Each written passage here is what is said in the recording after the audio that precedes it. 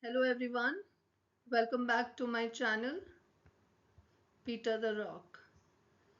Continuing with quick English, here is the second video with next set of 5 examples. We often get confused between waiting for and awaiting. Sometimes we use awaiting for in our spoken English, which is grammatically incorrect. Let's see the correct usage. I am waiting for your response. I am awaiting your response, or your response is awaited. Wait is used for general waiting or passing time, while await is used for waiting in anticipation of something specific.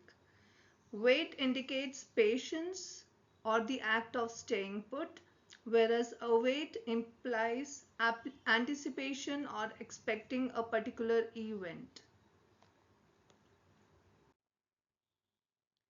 Now we all are aware of the if clause, which is a conditional clause. This clause can be used in 4 different ways. Let's see.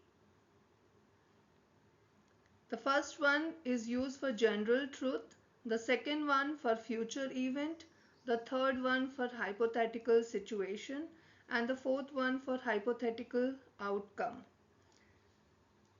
Our focus today is on the fourth one, that is the hypothetical outcome.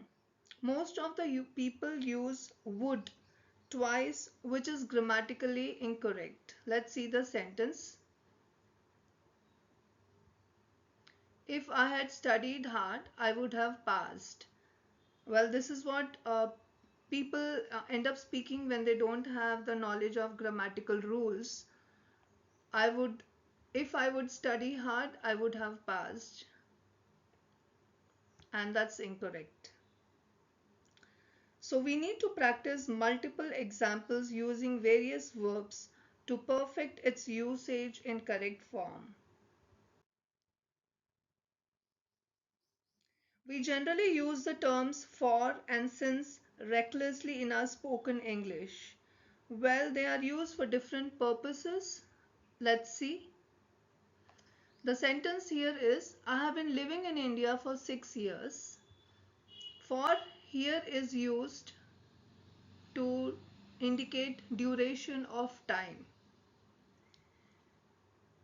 I have been living in India since 2012. You can make out the difference between the two sentences, but since here indicates the starting point. Did you like eating a lot of chocolates in your childhood? I too ate them a lot. So I can put the same thing in two different ways, serving the same purpose. When I was a kid, I would eat a lot of chocolates. When I was a kid, I used to eat a lot of chocolates. So I have used would in the first sentence and used to in the second sentence, and both the sentences serve the same purpose. What is the purpose? They indicate habitual repeated actions in the past. Letters do make a huge difference in English language. Let's see.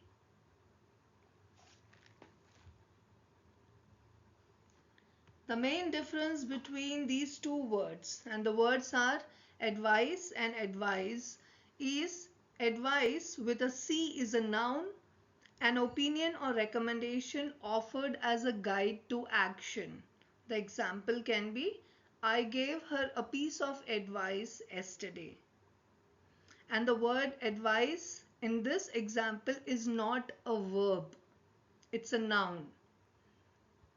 On the other hand, advise with an S is a verb which means to recommend or to give information to someone.